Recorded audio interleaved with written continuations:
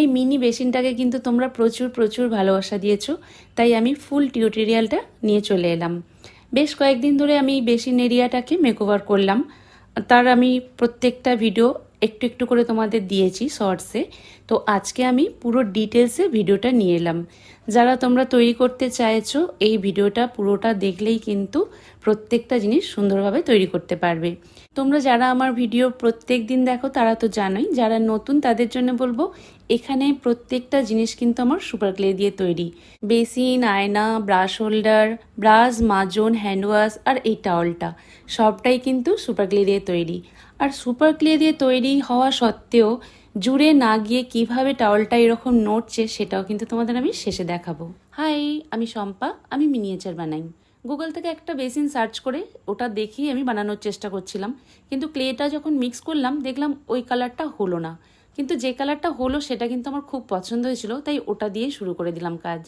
এখানে প্রথমেই ক্লেটাকে আমি একটা সিঁড়ির ধাপের মতো তৈরি করে নিয়েছি।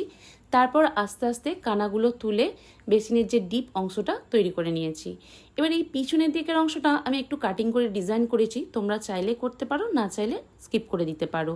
তো ওটাকে আরও একটু সুন্দর করার জন্য একটু ক্লেকে পাকিয়ে নিয়ে ওর ওপর বসিয়ে দিয়েছি একটা বিটের মতো, তাতে কিন্তু লুকটা আরেকটু সুন্দর এসেছে। এবার আমি স্ট্যান্ডটা বানিয়ে নেব।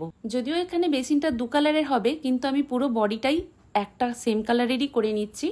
তারপরে সাদা কালারটা দিয়ে কভার দেব, কারণ সাদাটাই সব থেকে প্রথম আমার শেষ হয়ে যায়। সাদার জন্য আমাকে কত ক্লে কিনে রাখতে হয় শুধু একটা কালারের জন্য। যাই হোক, চেষ্টা করেছি যতটা কম সাদা ইউজ করা যায়, তাই পুরোটা একটা কালারের করে সাদা দিয়ে জাস্ট কভার দেওয়ার চেষ্টা করেছি। তাতে দুটো কালারও হলো, কিন্তু সাদাটাও কম লাগলো। যেহেতু বেসিন আমি এর আগেও বানিয়েছি, যেটা তোমাদের প্রথমেই দেখালাম, তো যখন আমি নিজের কাজকেই আবার নিজে রিক্রিয়েট করি তখন সবসময় একটা চ্যালেঞ্জ থেকেই যায় যে আগেরটার থেকে যেন অনেক ভালো হয়। তো সেটাই এখানে আমি চেষ্টা করেছি, যতটা পেরেছি আর একটু ভালো করার চেষ্টা করেছি। আজকে দুপুরে এই বেসিনটারই একটা ছোট্ট করে রিলস পোস্ট করেছিলাম, যেখানে তোমরা প্রচুর কমেন্ট করেছো। আমি যদিও এখনও সেই কমেন্টের রিপ্লাই দিতে বসার সময় পাইনি, আশা করব আজকে রাত্রের মধ্যেই তোমাদের কমেন্টগুলো রিপ্লাই দেওয়ার। বেসিনটা কিভাবে বানালাম তো দেখেইছো। এখানে কলটা আমি চেষ্টা করেছি যতটা সহজভাবে বানানো যায়। এবার বেসিনের ডিজাইনটা বানিয়ে নেব। অবশ্যই ডিজাইনটা যে যার পছন্দ মতো বানিও, তবে আমি একটা জিনিস লক্ষ্য করলাম, প্রত্যেক বেসিনে কিন্তু একটা কমন ডিজাইন আছে, সেটা হলো এই ডট ডট ডট ডট করে ডিজাইনটা। তো এটাও আমি এখানে রাখার চেষ্টা করেছি। এইভাবে আমি পুরো ডিজাইনটা করে নিয়েছি। এবারে যেখানে যেখানে সিলভার কালার লাগবে সেখানে আমি এই মেটালিক সিলভার কালারটা ইউজ করেছি। আর পুরো বডিটার গ্লজি লুক আনার জন্য এখানে আমি ইউভি জেল পলিশটা ইউজ করেছি। তোমরা চাইলে রেজিন ইউজ করতে পারো। এই ইউভি জেল পলিশটা আমি আমার ভিডিওতে ট্যাগ করে দিয়েছি, তোমরা যদি চাও ওখান থেকে দেখে নিতে পারো। এবার আয়নাটাকে নতুন করে ডেকোরেশন করে নেব। মোটামুটি বেসিনের সঙ্গে ম্যাচিং করব, তাই আগের যে ডিজাইনগুলো ছিল সেগুলো খুলে ফেললাম। তোমরা অনেকে কমেন্ট করেছো, দিদি এই আয়নাটাকে রেখে দিয়ে আরও একটা নতুন আয়না করতে পারতে, কিন্তু আমার কাছে এরকম ছোট সাইজের আর কোনো আয়না ছিল না, তাই পুরানোটাকেই মেকওভার করলাম। যেহেতু আমি বেসিনের সঙ্গে ম্যাচিং করে করছি, তাই একই কালার কম্বিনেশনটাই রাখবো। তার জন্য প্রথমেই আমি সাদা ক্লেটা নিয়েছি। আর লক্ষ্য করেছো নিশ্চয়ই, সাদা ক্লেটাকে আমি কিন্তু দুভাগে ভাগ করে নিয়েছি। তারপর দু সাইড দিয়ে আস্তে আস্তে লাগিয়ে দেওয়ার চেষ্টা করেছি। এটা আমি একটা লম্বা পাকিয়ে নিয়েও করতে পারতাম, তাতে আমার মনে হয়েছে লম্বা অতখানি নিয়ে করতে গেলে কোনো না কোনোভাবে একে অপরের সঙ্গে জুড়ে গিয়ে পুরো জিনিসটাই নষ্ট হয়ে যাবে, তাই আমি এইভাবে দুভাগে ভাগ করেই করেছি। ধারে যে বর্ডারটা দিলাম সেটাও কিন্তু আমি দুভাগে ভাগ করেই দিলাম, মিডিলেরটাও তাই। তবে এখানে কিন্তু আর একটা জিনিস বলার আছে, সেটা হলো ধারে যে বর্ডারটা দিলাম মিডিলের বর্ডারটা কিন্তু ধারেরটার থেকে অনেকটা বেশি পাতলা। এবার আমি ডিজাইনটা করে নেব। আমি এখানে বেসিনের ডিজাইনটার সঙ্গে ম্যাচিং রাখার চেষ্টা করেছি, তার জন্য এখানে আমি ডট ডট ডিজাইনটাও রেখেছি। ইচ্ছে ছিল একটু পাতা পাতা ডিজাইন করার, কিন্তু এখানে যেহেতু জায়গাটা খুব সরু তাই পাতা ডিজাইন হয়নি, সবুজ ডট দিয়েই ছেড়ে দিয়েছি। গ্লজি লুকের জন্য এখানে আমি ইউভি জেল পলিশ ইউজ করে ফিনিশিং টাচ দিয়ে দিয়েছি। আমার আয়না বানানো কমপ্লিট। বেসিন বানানোর সময় তোমাদের বলা হয়নি, ইউভি জেল পলিশ হোক বা রেজিং দুটোই কিন্তু ইউভি লাইটে শুকিয়ে নিতে হবে। এবার বানিয়ে নেব ব্রাশ হোল্ডারটা। ব্রাশ হোল্ডারটা দেখতে খুব ছোট হলেও এর কিন্তু ছোট ছোট অনেকগুলো ডিটেলস আছে, চলো স্টেপ বাই স্টেপ দেখে নেব। প্রথমেই গ্লাসটা বানিয়ে নেব। গ্লাসটার জন্য এখানে আমি সাদা ক্লে ব্যবহার করছি, যেহেতু কালার ম্যাচিং করে করব বেসিন আর আয়নার সঙ্গে। তো গ্লাসের কাটিংটা কিন্তু অবশ্যই লক্ষ্য করবে, কাটিংটা এইভাবে না করলে কিন্তু গ্লাসের শেপটা ঠিকঠাক আসবে না। বাকি যেটুকু এদিক ওদিক একটু বেরিয়ে থাকবে সেগুলো কাঁচি দিয়ে কেটে সমান করে নেবে। গ্লাসের নিচের অংশটাও আস্তে আস্তে এইভাবে বানিয়ে নেবে, তাহলেই কিন্তু গ্লাসটা কমপ্লিট হয়ে গেল। এবার বানিয়ে নেবো ছোট্ট একটা টেডি বিয়ারের মুখ। এখানে আমি টেডি বিয়ার দিয়েছি, তোমরা তোমাদের পছন্দ মতো যে কোনো কার্টুন ক্যারেক্টারের মুখ ওখানটা দিতে পারো। আমার টেডি বিয়ারটা দিতে ইচ্ছা করলো, আমি ওটাই দিয়েছি। আর এখানে যেহেতু বেসিন আর আয়নার কালার কম্বিনেশনে করছি, তাই আমি এখানে এই কালারটাই ইউজ করছি। তোমরা তোমাদের পছন্দ মতো কালার এখানে ব্যবহার করতে পারো। টেডি বিয়ারটার চোখ, কান, নাক, মুখ সব হয়ে গেছে। এবার বানাবো বডি।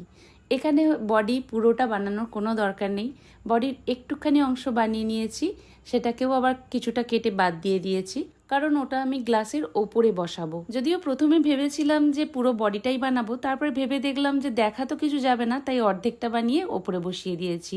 এবার ডিজাইনটাও কিন্তু এখানে আমি আয়না আর বেসিনের সঙ্গে ম্যাচিং করে করার চেষ্টা করেছি। আর শেষে অবশ্যই ইউভি জেল পলিশ বা রেজিং ইউজ করতে হবে।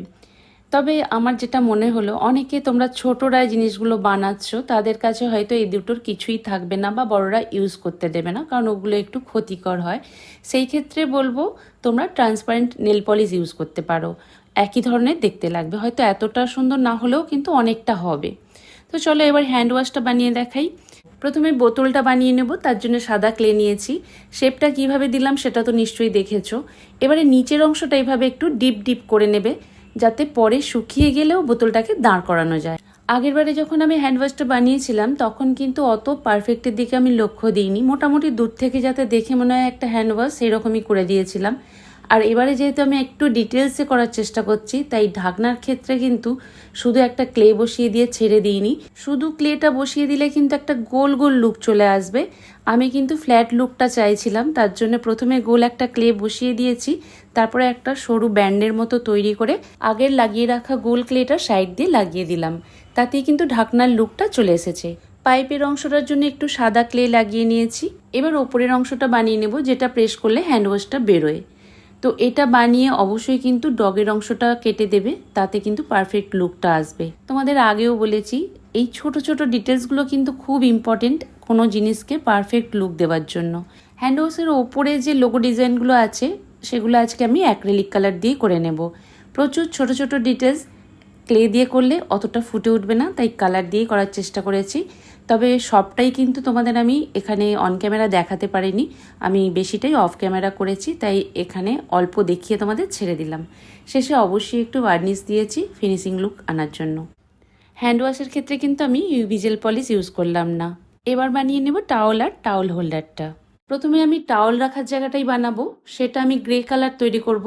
তার জন্য আমি সাদা কালারের সঙ্গে একটু কালো কালার মিশিয়ে নিয়ে গ্রে কালারটা তৈরি করে নিয়েছি, কারণ যেহেতু এটা শেষে সিলভার কালার করব, তাই গ্রে কালার করাটা খুব দরকার, না হলে কিন্তু সিলভার কালারটা ঠিকঠাক ফুটবে না। তো এখানে দেয়ালে আটকানোর জায়গাটা আমি গোল করেছি, তোমরা চাইলে চৌকো বা ত্রিভুজ আকারেরও করতে পারো, ডিজাইনটা যে যার পছন্দ মতো। তবে এখানে আমি কিন্তু ডিজাইনটা চেষ্টা করেছি যতটা সম্ভব সহজভাবে করতে। এখানে বলে রাখি, তোমরা ব্যাকে যে সমস্ত গয়নাগুলো দেখতে পাচ্ছ, সমস্ত গয়নার মেকিং ভিডিও কিন্তু আমার প্রোফাইলেই তোমরা পেয়ে যাবে। টাওয়াল রাখার বা টাওয়াল ঝোলানোর যে জায়গাটা, সেটাও এইভাবে বানিয়ে নিয়েছি, তবে অবশ্যই শেপটা করে বেশ খানিকক্ষণ রেখে দেবে, যাতে হাওয়ায় একটু শুকিয়ে যায়, তারপরে লাগাবে, তাহলে সুবিধা হবে। না হলে কিন্তু একে অপরের সঙ্গে জুড়ে পুরো জিনিসটাই নষ্ট হয়ে যাবে। এবার টাওয়ালটা তৈরি করে নেব। টাওয়ালটা এখানে আমি বেসিন বা আয়নার সঙ্গে ম্যাচিং করে করার চেষ্টা করেছি, তাই কালারটা আমি হালকা ব্রাউনের সঙ্গে লাল কালার মিশিয়ে তৈরি করে নিয়েছি। প্রথমে চিমটির সাহায্যে এভাবে টাওয়ালের টেক্সচারটা তৈরি করে নিয়েছি, তারপরে আরও একটু রিয়েল কাপড়ের মতো লাগার জন্য তার উপরে একটু তুলো বুলিয়ে দিয়েছি, যাতে কাপড়ের যে রোঁয়া রোঁয়া ব্যাপারটা এর মধ্যে চলে আসে। তারপর ভালো করে শেপ করে কেটে নিয়েছি। টাওয়ালটা যাতে আরেকটু সুন্দর দেখতে লাগে, তার জন্য অবশ্যই দুটো সাইডে এরকম সাদা বর্ডার দিয়ে দেবে, তাহলে কিন্তু দেখতে আরো সুন্দর লাগবে। ভিডিওর প্রথমেই তোমাদের বলেছিলাম যে টাওয়ালটা কিভাবে সরানো যাচ্ছে, কিভাবে দুলছে, সেটা তোমাদের আমি শেষে দেখাবো। কারণটা হচ্ছে, আমি টাওয়ালটার উপরে তুলো বুলিয়েছি, সেটা তোমাদের দেখিয়েছি। এই তুলো বোলানোর কারণেই কিন্তু টাওয়ালটা আর টাওয়াল রাখার জায়গাটার সঙ্গে জুড়ে যায়নি, এটাই ছিল ম্যাজিক। তো আইডিয়াটা কেমন ছিল অবশ্যই কিন্তু আমাকে কমেন্ট করে জানিও। আজকের মতো টাটা, কালকে আবার দেখা হচ্ছে নতুন ভিডিও নিয়ে।